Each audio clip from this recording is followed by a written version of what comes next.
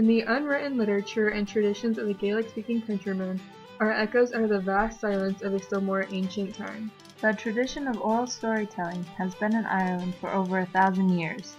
Though the origin remains unknown, J.H. Dolargy in The Gaelic Storyteller writes that the art of storytelling must have obtained a very high degree of perfection in medieval times. Therefore, this oral tradition that was cultivated in Ireland has been upheld for many centuries.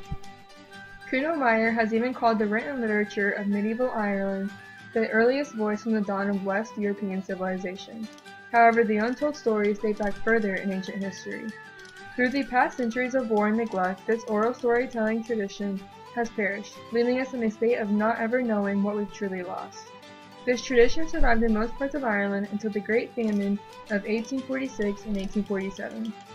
Geroid O'Cruley, in The Heritage of Ireland, Irish Storytelling, describes that it was customary for storytelling to break out in spontaneity, with intense emotions to celebrate or escape life experiences. The spontaneity was often a feature of merry wakes, wedding parties, night fishing, potato harvesting, and knitting and quilting parties.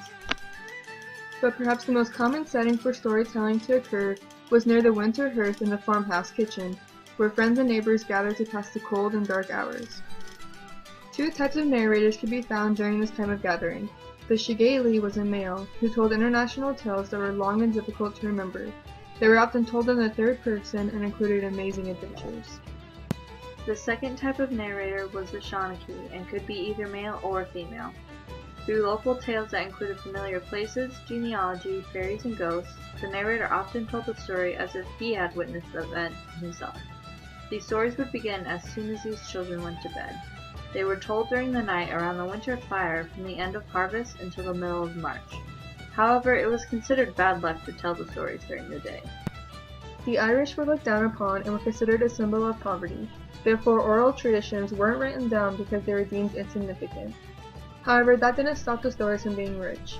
As Lady Gregory put it, there was a strange contrast between the poverty of the tellers and the splendor of the tales.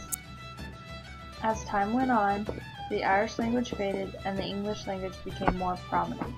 This contributed to the destruction of the oral literature. Not only did the decline of the Irish language cause the demise of the oral tradition, but the uprising of modernization contributed as well. It was often said that when electric light came in, the fairies went away. This shift in culture resulted in countless stories to be lost, but Declan Keebird brings up the idea that a new genre had arose and flourished. He states that the short story was a result of a fusion between the ancient form of the folktale and the preoccupations of modern literature into Ireland. In 1937, the Irish Folklore Commission noticed the loss of oral storytelling and decided to do something about it. Over a period of 18 months, school children were encouraged to collect and document folklore and local history. This material was mainly collected from parents, grandparents, and older members of the community. These resulted in more than 500,000 pages of stories. Had it not been for the preservation of these ancient stories, this oral tradition would have been completely lost.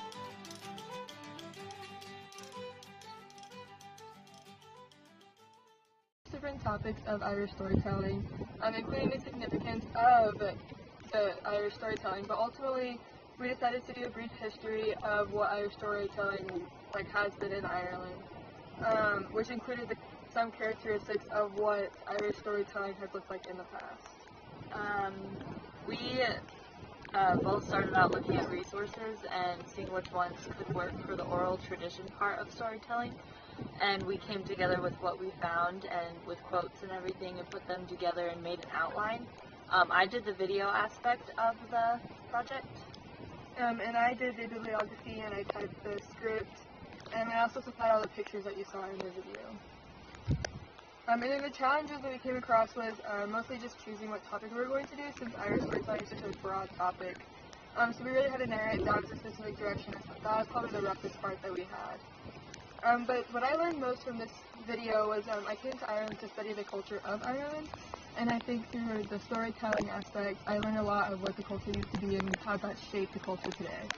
I also learned that the past can dictate how the culture is run today and how different the stories are from when they were taught or when they were said orally to how they are in short stories that you can get from libraries today.